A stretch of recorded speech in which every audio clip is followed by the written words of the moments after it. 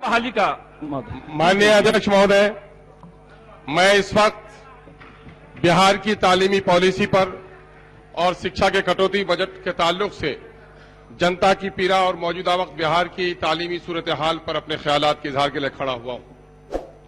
मैं मंत्री जी को मुबारकबाद देता हूं। एक संजीदा आदमी है, काम करने वाले आदमी है और अब की बार बजट में अच्छा खासा पैसा भी दिया गया है। हम उम्मीद करते हैं कि बिहार के गरीबों, दलितों, पिछड़ों और SC ST के बच्चों के तालीम के लिए काम करने में अपना दयानतदाराना रोल अदा करेंगे। हर चंद के मुझे शक है कि 2014-15 में बजट का 18.8% पैसा दिया गया था और 2020 में उसमें 1% की कटौती कर दी गई है। महोदय, मैं जरा सरकार को कुछ आईना दिखाना चाहता हूं, अगर हक सुनने की शक्ति है।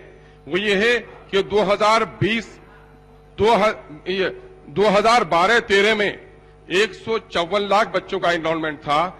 2018-19 में घटकर 141 लाख 3.5 का हो गया है, यानी 1,41,00,000 बच्चों का 10 लाख बच्चों की कमी आई है। आखिर सरकार एजुकेशन पर काम कर रही है तो ऐसा क्यों है? इस वक्त न्यू एजुकेशन पॉलिसी की बात कही जा रही है, 30 बच्चों पर एक टीचर की बात कही जा रही है और पटने में 53 बच्चों पर, 51 बच्चों पर मुंगेर में और पूर्णिया में 75 बच्चों पर एक टीचर है और हमारे यहाँ हफनिया हाई स्कूल में 600 बच्चों के लिए सिर्फ 2 टीचर है। ये कहाँ का पैमाना है? हम ये बात बताना चाह रहे हैं।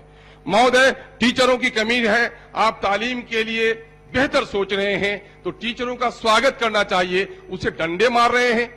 जो लोग TET पास किए, क्वालिफाई किए हैं, उनके बहाली का रास्ता साफ होना चाहिए। उर्दू TET के लोगों की बहाली नहीं हुई, उनको बहाल करना चाहिए। तालीमी मरकज के टीचरों को मत हटाइए। कॉलेज, ट्रेनिंग कॉलेजेस में उर्दू के टीचरों की कमी है, उनको बहाल कीजिए। आपने क्या किया? मदरसा एजुकेशन की बात, अकलियत के बारे में हुकूमत अगर संजीदा है तो 2459 प्लस 1 जुमरे के 814 ऐसे मदरसे DO की जिनकी रिपोर्ट आ गई है और आज सरकार उनको मानदेय नहीं दे रही है। ऐसा क्यों कर रही है? हाईकोर्ट ने मदरसे के टीचरों को पेंशन देने की बात कही है, उसके बावजूद भी आप पेंशन देने के लिए तैयार नहीं है। वित्त रहित पॉलिसी अभी खत्म नहीं हो पा रही है तो बिहार का तालीमी निजाम किधर जा रहा है? बिहार में अकलियतों की हालत, उर्दू आबादी की हालत सबसे खराब है और उर्दू आबादी के ताल्लुक से सरकार का यह दोहरा रवैया क्यों है? अभी इन लोगों ने एक लेटर जारी किया है, जिस लेटर के जरिए से मई 2020 में लेटर नंबर 779 के जरिए से इसने उर्दू सब्जेक्ट को ऑप्शनल सब्जेक्ट करार दे दिया है और उर्दू की पढ़ाई का रास्ता बंद कर दिया है। 2006 में इसी सरकार ने फारसी को बंद कर दिया। उर्दू सरकार की दूसरी सरकारी जबान है और बिहार के तकरीबन 2 करोड़ लोगों की मादरी जबान है।